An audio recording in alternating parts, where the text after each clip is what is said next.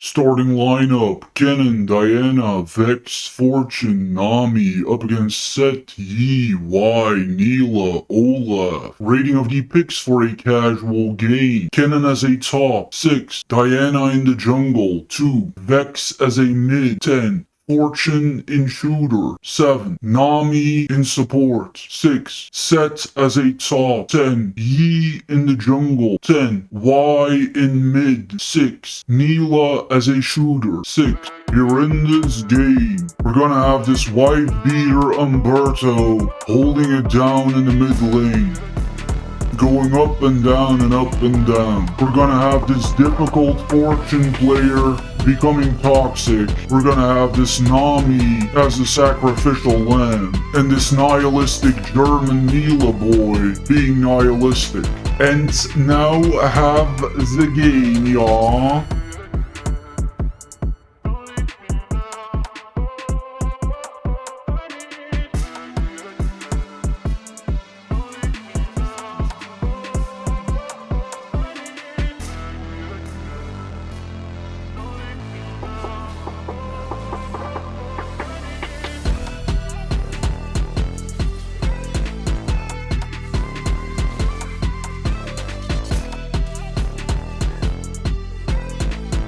On the red team in this game here, we have an individual that called himself M. Lording, and this person has clearly heard about Smurfs, enjoyed the concepts of Smurfs, and perhaps saw social media content that had to do with trolling people by smurfing. And this is an individual, I suspect a very young man, who clearly wanted to try this himself.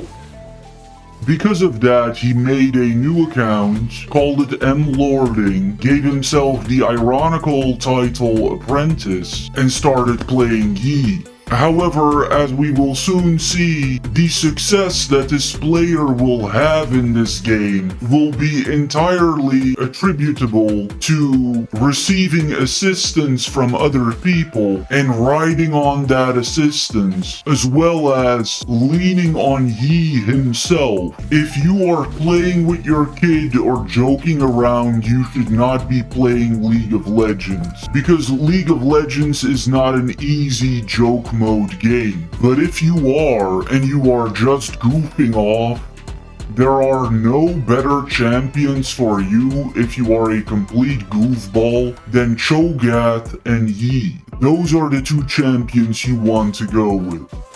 This episode a perfect showcase of why Yi is on that two-man list, as he follows a very simple recipe that Diana does not follow as a champion, which is Yi hits harder and he takes less damage. That's it.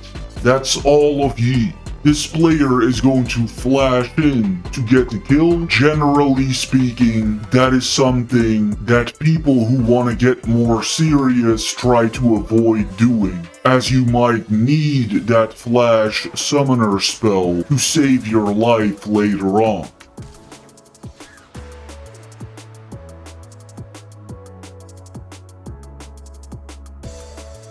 What we see in this sequence has been a constant during this mastery farm. The way that League works is you can get ganked. This is why I want to put up wards.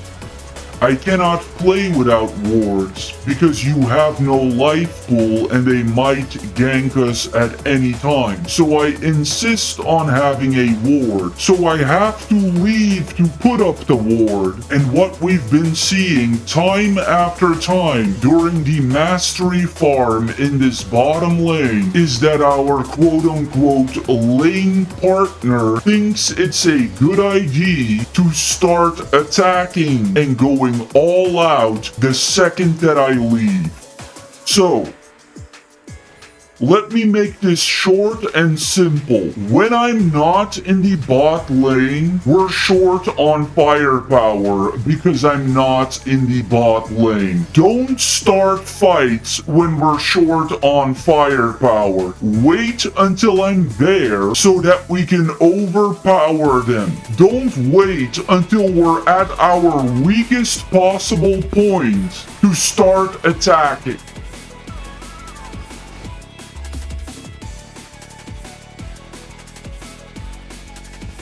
The inevitable result of uploading the year through is that you're going to get things that are just ugly to look at.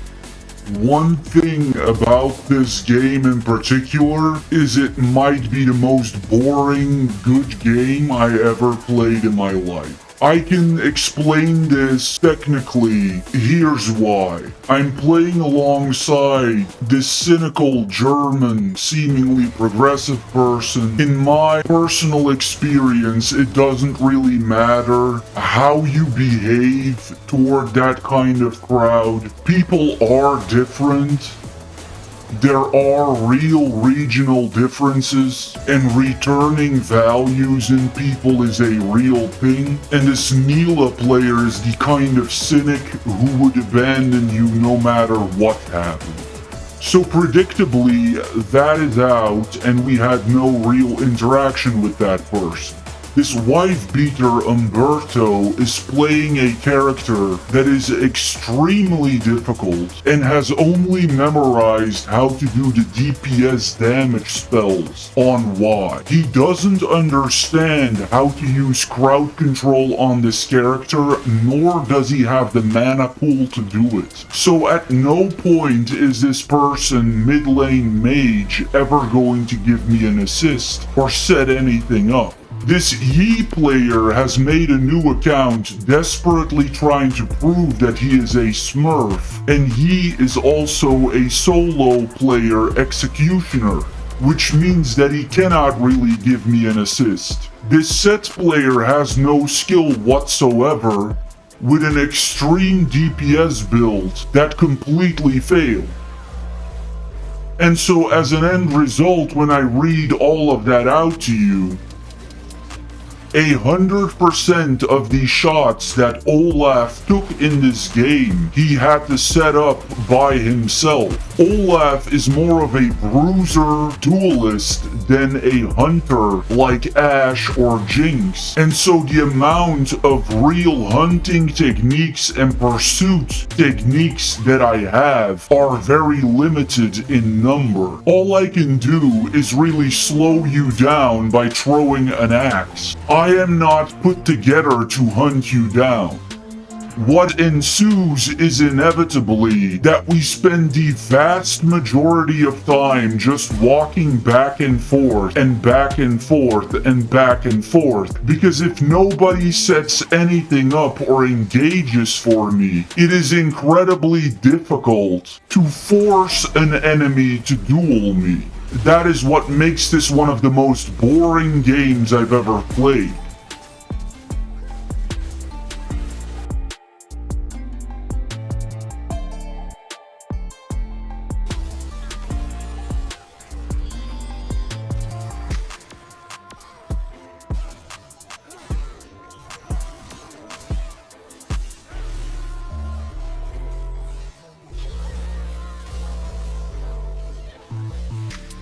What we see in this poor frame rate sequence is why Yi is one of the two best goofball champions for a father and daughter duo, or if you want just the funsies. Yi is not really a tactical champion. He just runs in a straight line and hits things with a sword. He has no ability to outmaneuver anything, but his true skill lies in the fact that his spells as well as his passive and his natural qualities make every purchase you make count for more than what it is.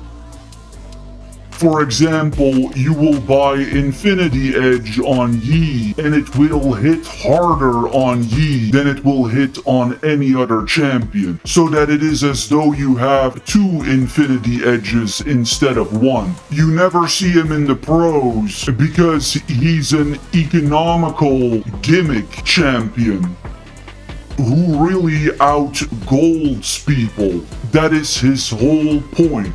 He doesn't have anything tactical in his kit, and so you see this atrocity in gameplay being rewarded here. Olaf wouldn't get away with this, Mordekaiser wouldn't get away with this, Jax wouldn't get away with this. You're going in way too deep, you're hitting a target that you shouldn't be hitting without putting wards up, you're getting ambushed by the enemy team, but it doesn't matter. Because Yi is effectively cheating as long as you don't need to outmaneuver anyone. As soon as you have to outmaneuver a pro, he will become worthless. Yi is the greatest champion in the video game if you're playing against people who have no idea what they are doing. And he effectively allows you to break the economic rules.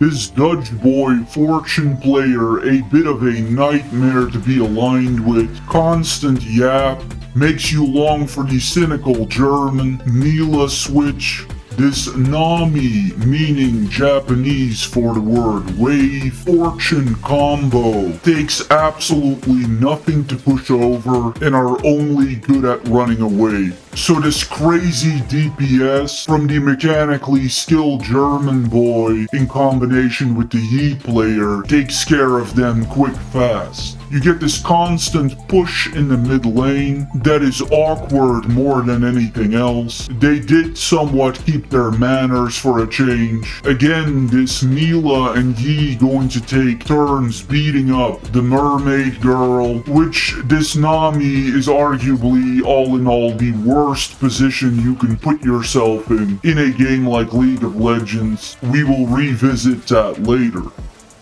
16 minutes in, this blue team is seriously considering giving up, as well they should. We're gonna have this magnificent sequence with the Set player who is just going to walk up to a quasi-undamaged turret and get shot in the face by it, later on getting executed by this cannon. We take a look at the Steam Blue, and we try to get an understanding of the synergy between these picks. You have Kennen, Diana, Vex, Fortune, Nami. Vex is a very good, dangerous mid, and a player who clearly experienced a very bad matchmaking result here. Diana is one of my least favorite champions in the game, and I find her to be awful at almost anything. I also believe that her personal appeal does not contribute to that situation. Kennen takes great skill to pull off in the top lane, and it is really a thing you should not attempt. In general, Kennen is much more of a mid laner anyway, really robbing yourself of a tank. I would say a high C, with as only great asset this Vex player. We have this Steam Red featuring the great set, Yi, Y, Mila, Olaf. I would say a B. Y is very difficult to play. This is the first time I've seen Mila do somewhat okay. Yi is an extremely good pick, and so is Set. We try to get an understanding of these individual players, how they behaved, how they interacted with each other. We regard this Kennen, going with all-out fanatically offensive AP items, such as Hextech Rocket Belt, Shadow Flame, going 6 and 5, not having the mechanical skill to pull off Kennen, not having at all the right personality to play Kennen. Kennen is a niche pick anyway that is not popular. You have a strange way of arriving at this, and it's something you should have probably left alone. I would say a low B. You had very little involvement, but it cannot be said that you were toxic. It does look like you were a detriment to this team and probably to most other teams. It's a 6 and 5 ratio, but it's definitely an unelegant and deceiving 6 and 5 because you got to that 6 and 5 mostly by kiting in such a way that your allies went down instead of you, meaning you effectively were trapping your team. It's the typical example of a person who does not have bad intentions, but still ends up inflicting harm. We turn to this Diana player, going 5 and 4, going all out fanatically offensive as Uzada. I would say a low B. You stayed active the entire time. You got a right pounding and a right beating. Serves you right for going with Diana. It's a personality check to go with Diana. You definitely expended a humongous amount of effort for very little result. We turn to this Vex player in the mid lane. Going with Crypt Bloom, more on these item choices later. Going 5 and 5, a much more charitable 5 and 5 than this Kennen. I would say an A. This person really held on much longer than a normal person would. You clearly took it on the chin for your team, and I am not blind to that at all. It's not a KDA score, it's a behavior score. We have this Dutch boy, Big Ben Iskarl, going 2 and 10, going with Yomu, going with Boots of Swiftness, thus saving your life. You would be a cancer to any team. I would say a C. You had zero skill, kept blaming it on other people, and kept bossing them around. The only thing you knew how to do is to send out pings. You have no idea whatsoever of what saves a person and what does damage accurately. You're a stereotype of one of these people who watches Jackie Love in a public game and somehow just knows that they're going to copy their exact movements and be just like them. Yeah, you need a thorough update on human psychology, damage values, and how to keep yourself alive. We have this Nami going 0 and 9, going with very sympathetic support style items. I would say a very high B. This person is a tragic figure, and really, if my haters are not going to understand now why it is that you play Olaf in support, and that you play Warwick in support, and that you generally speaking should normalize fighter archetypes like Olaf, Yi, and Warwick for the casuals and the lower rank. If you cannot understand it looking at something like this Nami, then you will never be able to. This Nami is really my league journey in the last 2 months. This person personifies everything that I was thinking this entire time. This is precisely why these hyper-specific support types like Nautilus and Nami and Karma do not work in the hyper-casuals. Because if you do not have an extremely good laning mate, you will just be abandoned, and then you are like a fish flopping around on dry land. A character like Karma or Nami has no way to really defend themselves as a separate entity, and so disaster ensues once you get abandoned. This is why Olaf's armor-breaking axe throws are so great. We take a look at the set player. Going 0 and 9, going with the Collector, Essence Reaver, and Bloodthirster, I would say a high C. I do not think this person was toxic, and I would have given you a B for effort, because this is not a skill score, it's a behavior score. However, the sequence where you walked directly into the turret was a little much for me to bear. A C. We have this Yi player feeling very good about themselves more than anything. Going 11 and 3, a very young boy taking revenge on the world. Going with Ruined King and Kraken, I would say a B. You stayed active the entire time, you were constructive about winning. Just lose some of the ego about being a super perfect smurf and all of that. That would be amazing. Maybe share the love a little bit. That would be great too. We have this wife beater Umberto. Going with Blackfire. Going with Leandri. Going 5 and 3. I would say a B. Like everybody else, you have very little understanding of how to play Y because he's derangedly difficult. Y is in the top 3 most difficult champions in the game. League of Legends is already complicated enough without adding 20,000 different spells and spell nuances for you to use. Y is a terrible casual character. You did what you could. Every pure mage is really only a support function because the amount of structural damage that you do to the enemy camp is close to 0. Mages are headhunters. They're only good anti-personal, not anti-tank, not anti-infrastructure. They're not good at conquest, they're only good in pure dueling. We have this AI Shriner going with Yuntal, going with Dominic, going 13 and 4. If somebody saw Lux episode 3, the Udyr player in that episode, very similar to this person. A typical socialist German.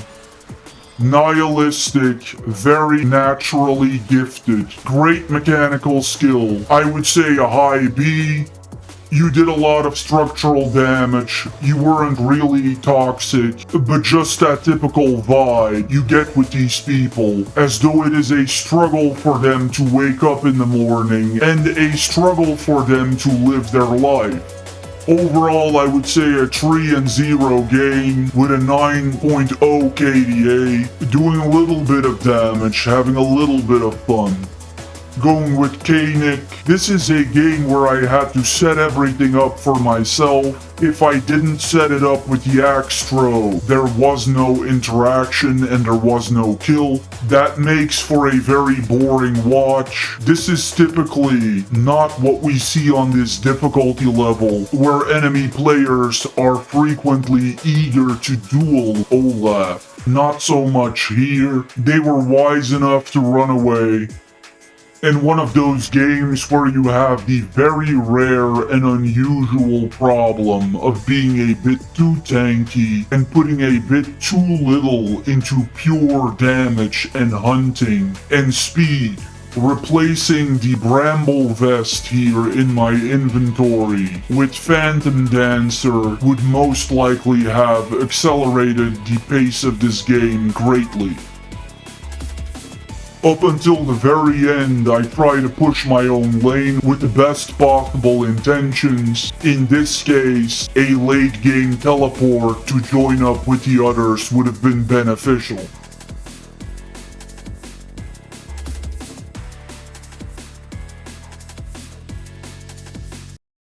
Taking a look at the scoreboard here, we're gonna have this Vex player naming himself after Black Moon. Kuro is black, Suki would be moon. We see you go here with Crypt Bloom. This is an item people typically use when they're facing a smart professional enemy who is building up a lot of magic resist. In the amateurs, you're typically not going to need that. As you can clearly tell, apart from this Yi, nobody outside of me is stacking any kind of defense against magic at all.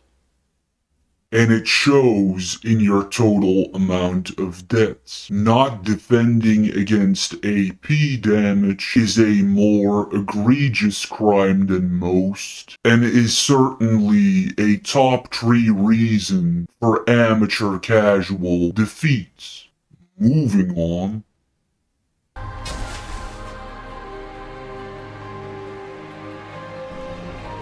30 seconds until minions spawn. Urge to kill rising.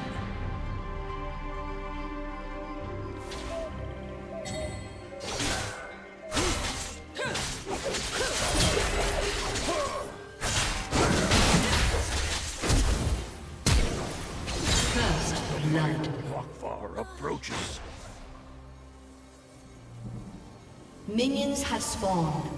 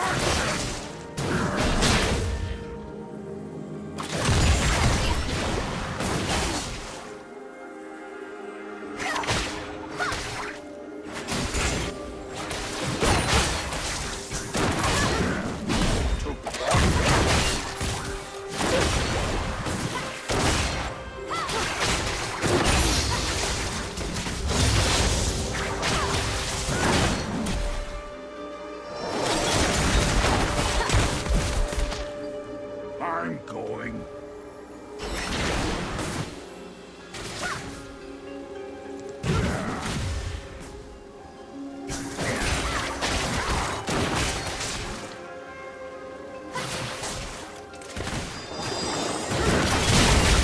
The might of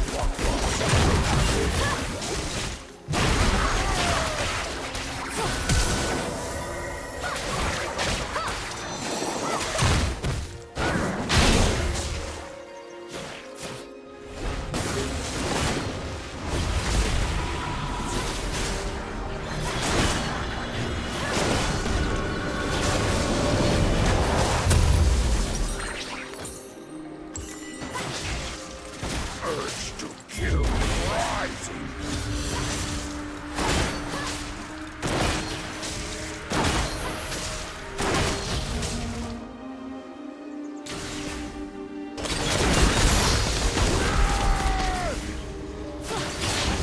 To plunder.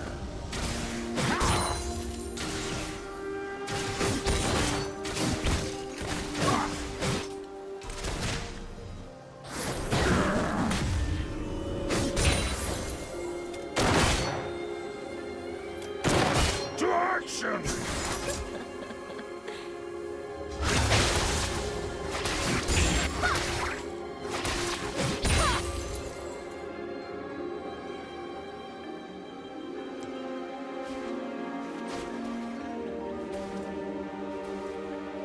The might of Wakfar approaches.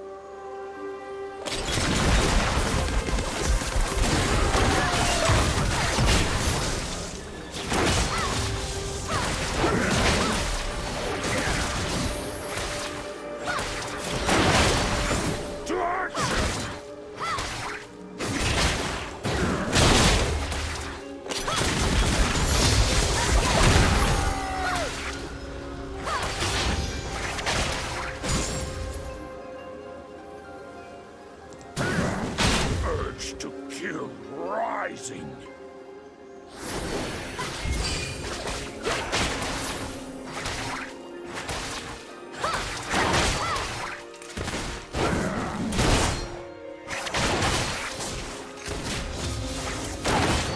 The might of Lockfar approaches.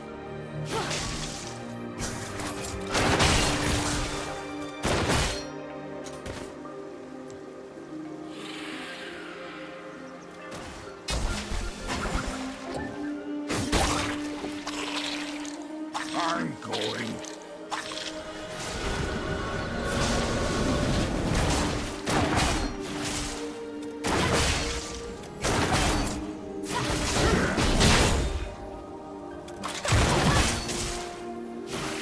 To plunder.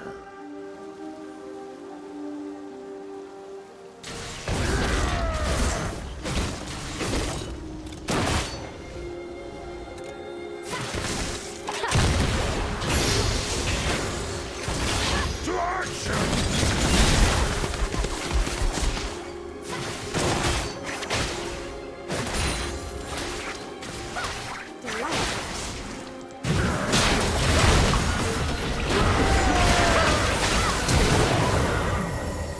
To kill rise.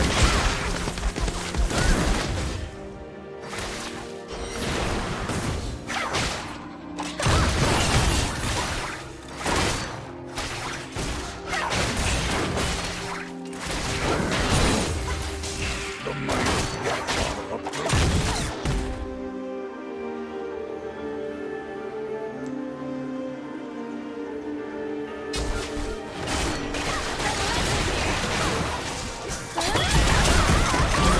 Has been slain.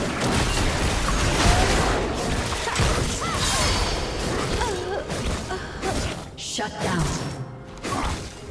An ally has been slain.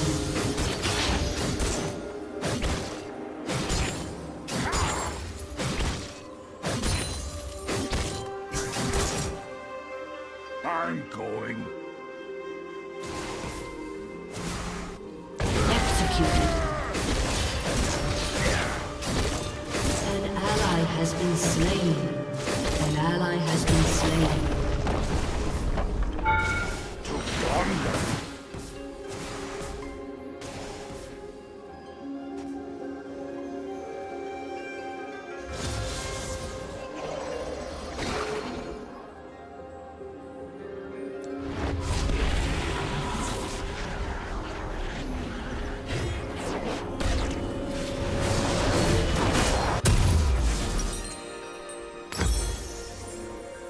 Your turret has been destroyed.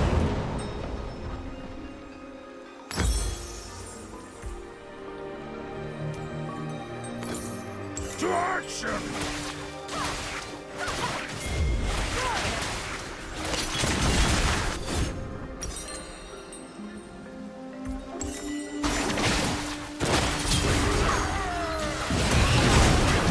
Slain an enemy. Lockfar approaches.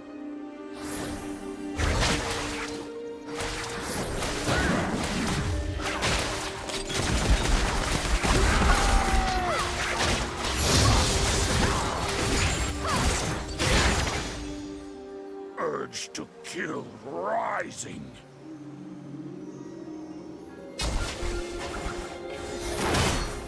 Turret plating will fall soon.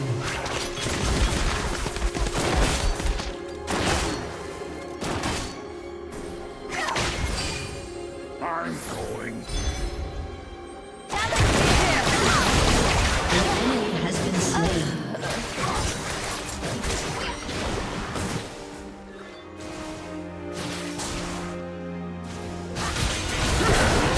To plunder.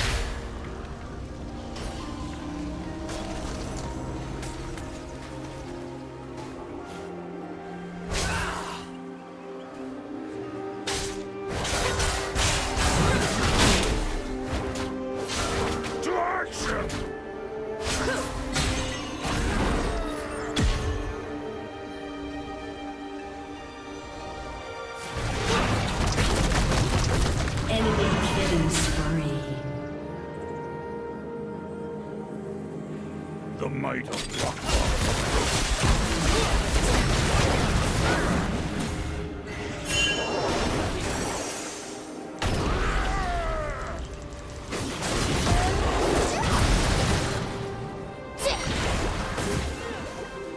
I'm going.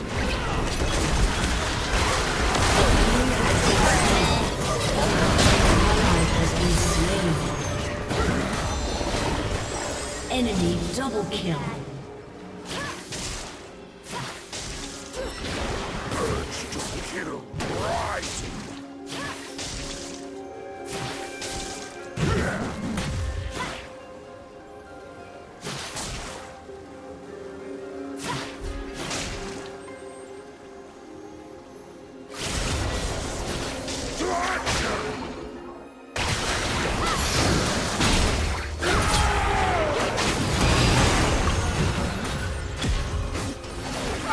Killing spree.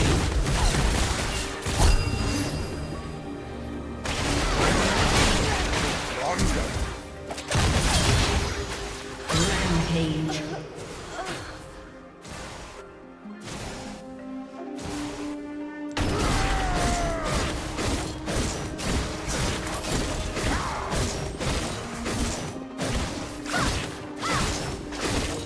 Your team has destroyed a turret.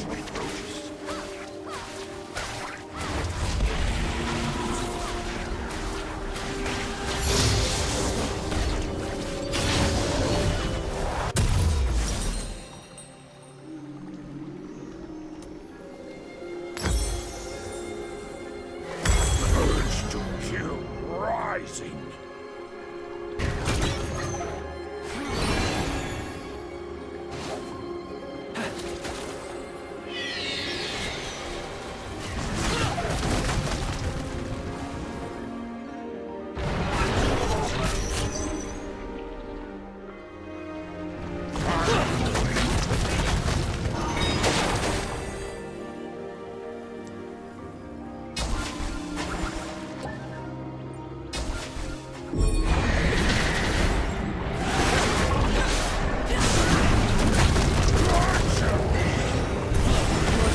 Has been destroyed.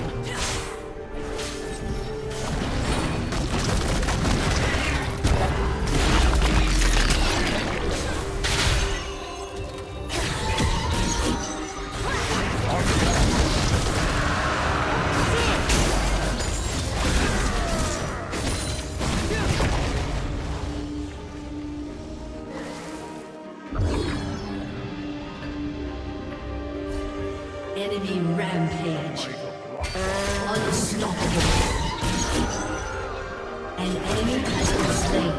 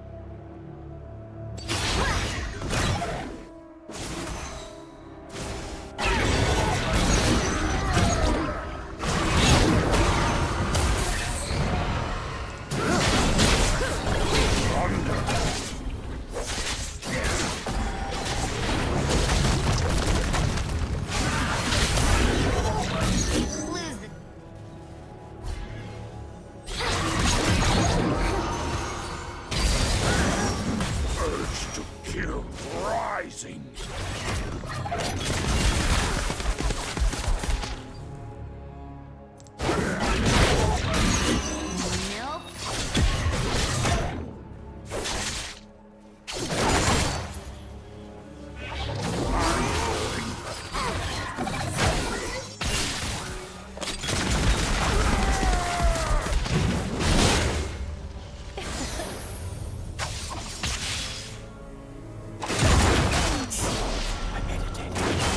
The might of luck.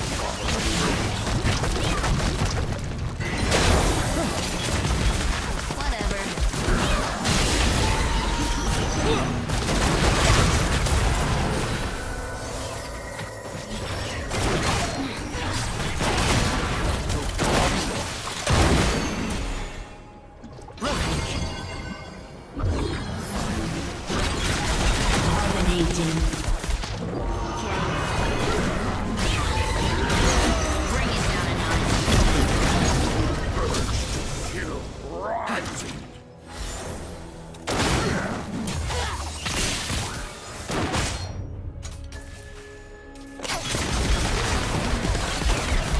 An enemy has been slain. Faster to battle!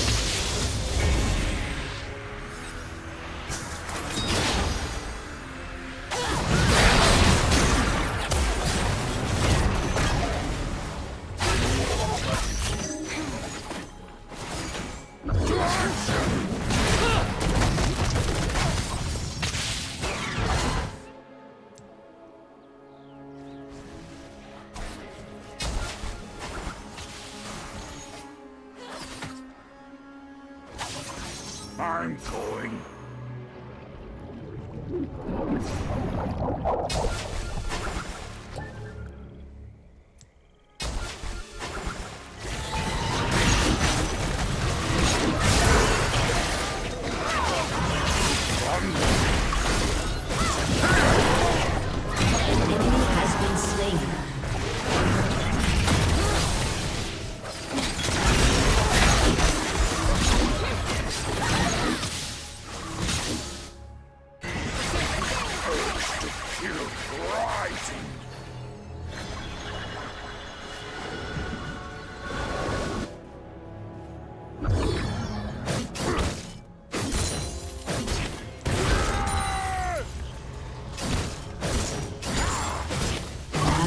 Been slain.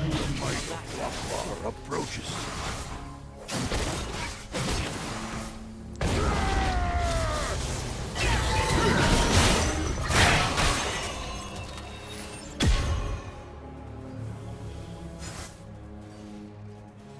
To action!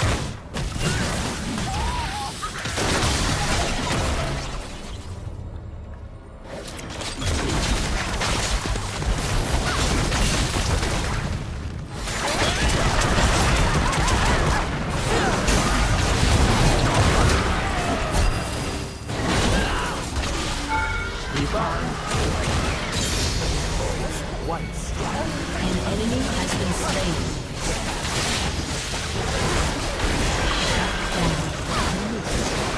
Your team has destroyed a turret. Shut down.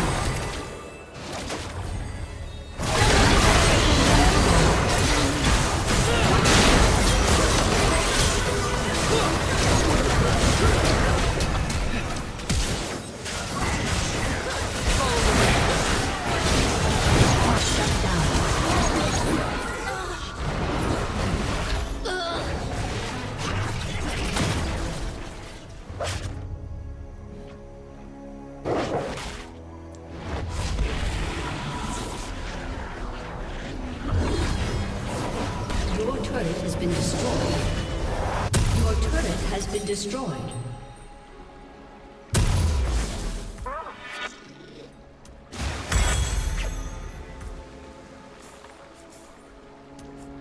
The might of Lockbar approaches.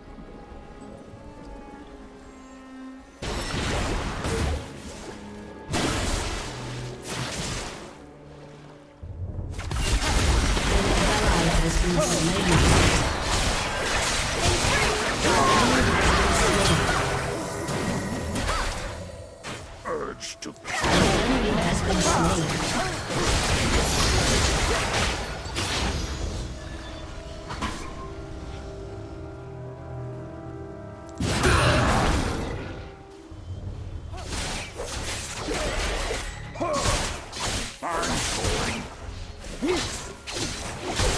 Your turret has been destroyed.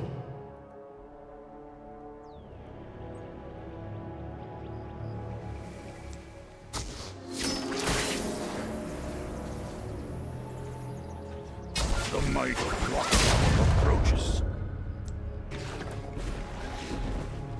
Your turret has been destroyed.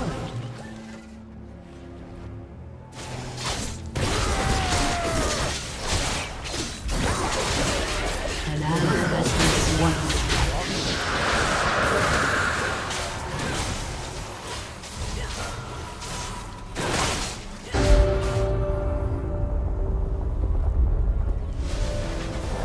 Your inhibitor has been destroyed. Your team has destroyed a turret. Kill rising.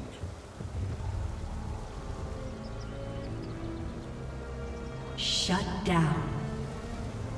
Shut down.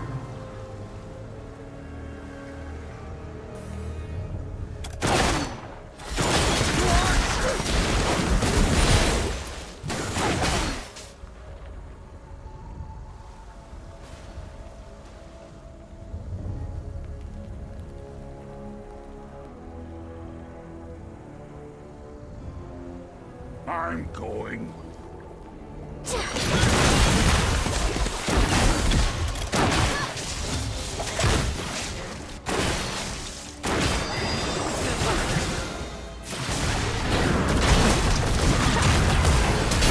Thunder.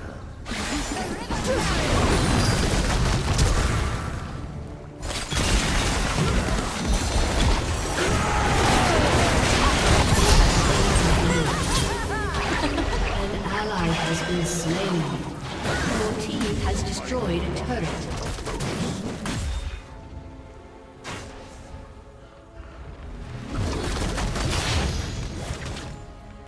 An enemy has been slain. Double kill. To action!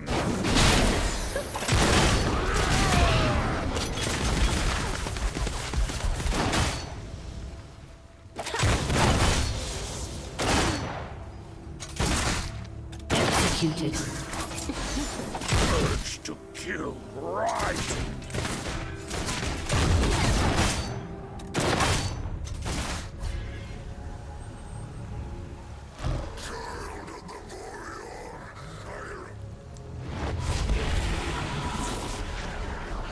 Your team has destroyed a turret.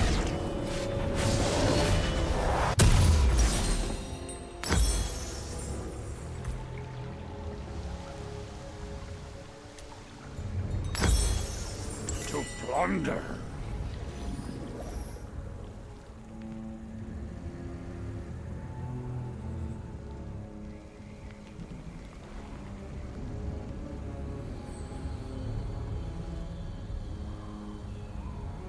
The might of Lokvar approaches.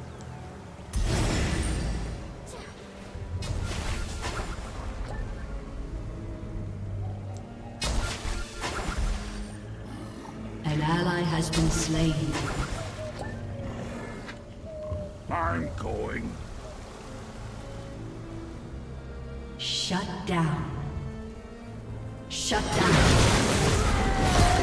Rampage. Shut down. Triple kill. I steal.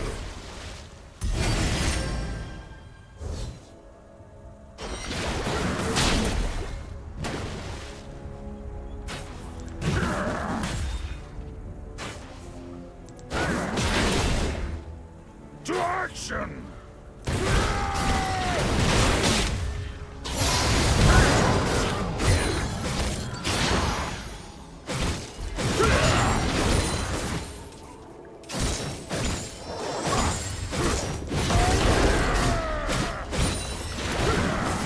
Urge to kill rising.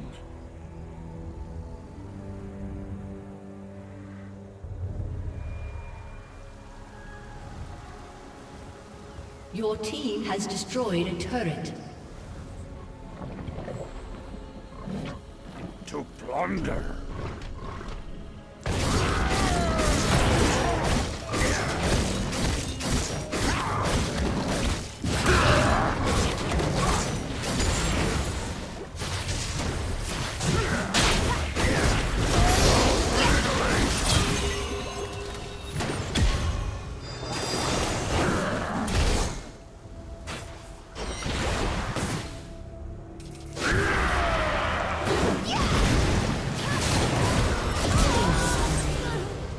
The might Godlike. approaches.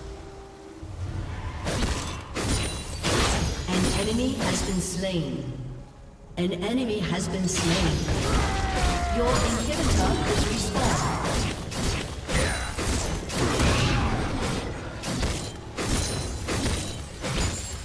I'm going.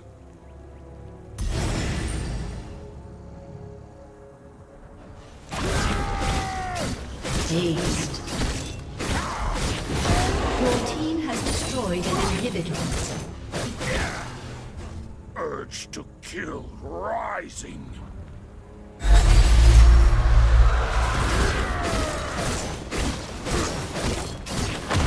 Your team has destroyed a turret. Your team has destroyed a turret.